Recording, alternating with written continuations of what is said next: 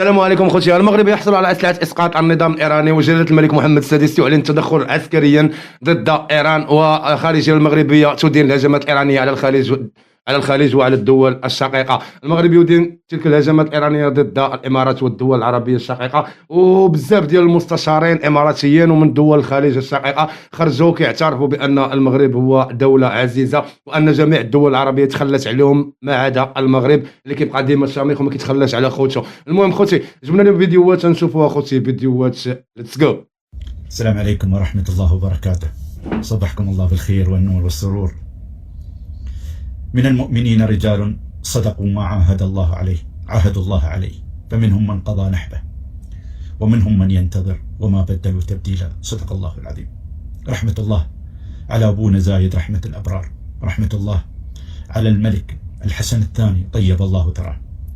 ستظل المغرب والإمارات دم واحد جسد واحد، مهما يحاول الدول لن يستطيعوا والله أن يجعلوا مفرق شعرة فيما بيننا وبين المغرب. علاقة المغرب بالإمارات علاقة قديمة، وما يثار الآن من الإعلام من دولة شقيقة مثل دولة الجزائر وغيرها.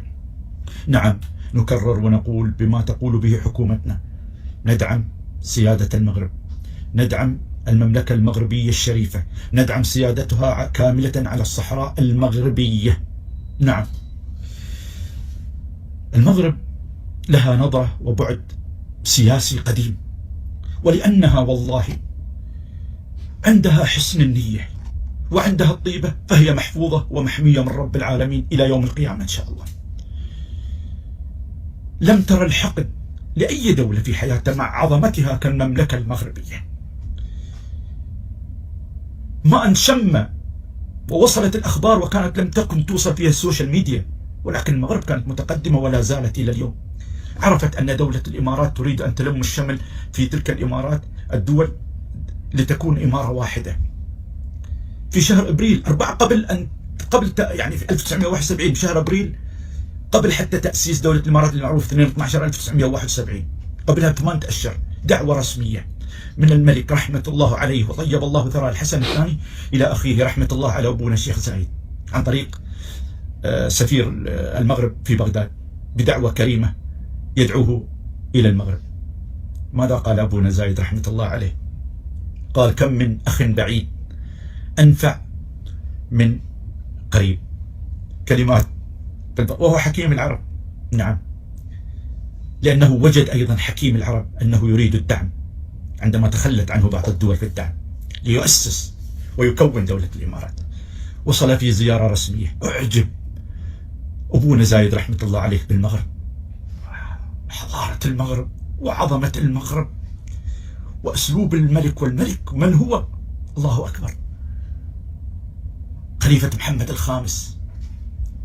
وأعجب بشخصيته وحبه وشعبه الكريم المتعلم المثقف. وعرض في وقتها الملك رحمة الله عليه الحسن الثاني أن ينقل ملف الإمارات إلى الأمم المتحدة، ولو أن التاريخ يقول أن الجزائر أول من عارض ذلك ولا تريد استقلال أو لا تريد إنشاء دولة الإمارات.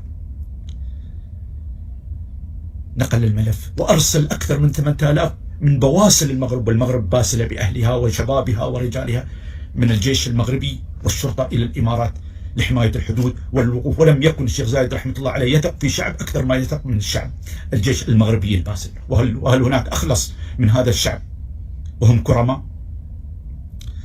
تلومون في حب المغرب، لكن ما لفت نظري أيضا أن الشيخ زايد رحمة الله عليه كان جالسا في المغرب، والملك رحمة الله عليه الحسن الثاني كان واقفا. سأقول لكم وأخبركم ماذا قال، فقد كتبته لأنها كلمات نابعة من القلب. قال: حياك الله وبياك. هذه كلمات الحسن الثاني رحمة الله عليه. حياك الله وبياك، ومن كل شر وقاك، وإلى الهدى ومساعي الخير وجميع ما تحبه من نعمة وكرمه. تلقى صاحب السمو الشيخ محمد بن زايد آل نهيان رئيس دولة الإمارات العربية المتحدة اتصالا هاتفيا من أخيه جلالة الملك محمد السادس ملك المملكة المغربية الشقيقة. أعرب خلالها جلالة الملك عن إدانة المغرب الشديدة للاعتداءات الصاروخية الإيرانية السافرة على أراضي دولة الإمارات العربية المتحدة وبعض الدول الشقيقة، ووصفها بأنها انتهاك صارخ للسيادة وتصعيد خطير يهدد الاستقرار في المنطقة ومخالف للقانون الدولي وميثاق الأمم المتحدة. وأكد تضامن المغرب التام مع دولة الإمارات في كل الإجراءات المشروعة لحماية أمنها وسكانها. شكرا جلالة الملك محمد السادس، وشكرا للشعب المغربي الأصيل على هذا الموقف الأخوي النبيل والداعم، والذي يعكس عمق الروابط التاريخية والتضامن الراسخ بين البلدين والشعبين الشقيقين. شكرا من القلب. أنا أتصور لو مشيت في أرض المغرب لنطقت كل حصاة في مبنى تقول أنا هنا، لها قصة في شرقها، في غربها، في مدنها، في سهولها، وكل ذلك مخزون إلى يومنا هذا. نريد أن تكون هذه المغرب هي إشعاع، ليس بشيء غريب أو مشوه، لا، من الأصالة التي لديهم ومن التراث الذي حفظوه لنا. نتمنى إن شاء الله أن تكون هذه الزيارة بادرة خير على الأمة العربية والأمة الإسلامية في نقل تراثها إلى أبناء هذه الأمة، فليعرفوا المغرب وليعرفوا تاريخها وليعرفوا أن هذا المغرب اختزن وحافظ ولم يشوه أي شيء لديه. إن شاء الله سترى النور كل تلك البحوث، ونتمنى أن يكون لنا مقاما أو على الأقل فتح باب لإيجاد خدمة البحث العلمي في التراث العربي المغربي. من الناس مستغربين من كمية الحب من بين الإمارات والمغرب، سواء كان من الشعبين أو من القيادتين. بس أنا دوم أقولها، إذا تبغي تضرب مثل في العلاقات الأخوية الحقيقية، أضرب مثل في المغرب والإمارات. هذه العلاقة ما كانت وليدة اللحظة ولا انبنت من بين يوم وليلة. هذه العلاقة جذورها تمتد من أيام الشيخ زايد بن سلطان آل نهيان طيب الله ثراه وأخيه الملك الحسن الثاني رحمه الله، اللي أسسوا أساس صادق وقوي على المحبة وعلى الاحترام وعلى النية الطيبة، وبارك فيها رب العالمين. ومن هذاك اليوم المغرب والإمارات على درب واحد، درب التعاون ودرب الأخوة ودرب التطور. اليوم نشوف علاقات قوية جدا جدا جدا، مش بس على الورق بل في الواقع شراكات اقتصادية ضخمة جدا واستثمارات متبادلة ومواقف سياسية دائما متقاربة في القضايا العربية والدولية. لكن الأجمل من هذا كله هو حب الشعوب لبعضها. المغربي يحب الإماراتي والإماراتي يحب المغربي، تحس قلوبهم متفاهمة حتى قبل لا يتكلم. إذا تكلمنا عن الثقافة والتراث بتشوف فيه تشابه كبير جدا، سواء كان في الكرم أو في الشهامة أو في الأصالة أو في حب الخير. حتى اللهجة الإماراتية واللهجة المغربية تلتقي في كلمات ومشاعر قريبة. المغرب والإمارات مش بس دولتين عربيتين بل روحين متقاربين، ويجمعهم الوفاء والاحترام والتاريخ المشرف. لهذا السبب لما تشوف المحبة من بين البلدين لا تستغرب، لأنها نابعة من قلوب صافية ومن قيادات حكيمة علمتنا معا. تخيل أن السعودية أو الكويت أو الإمارات أو قطر أو البحرين أو سلطنة عمان، الدول الخليج، سيقفون مع الجزائر ضد المغرب، يعتبر واهم. كي ممكن دولة أو دولتين اللي يلتزموا الحياد ما يوقفوش، دولة أو اثنين ممكن أو ثلاثة اللي هما سلطنة عمان تلتزم الحياد، الكويت تلتزم الحياد، وربما قطر تلتزم الحياد. أما بالنسبة للسعودية والإمارات والبحرين ماشيين مع المملكة المغربية 100%، ماشيين معاهم أكيد. صدر بوحي خارجين يعيطون إذا كان الجزائر خرجت حرب مع المغرب أنا مع المغرب، شيء منطقي.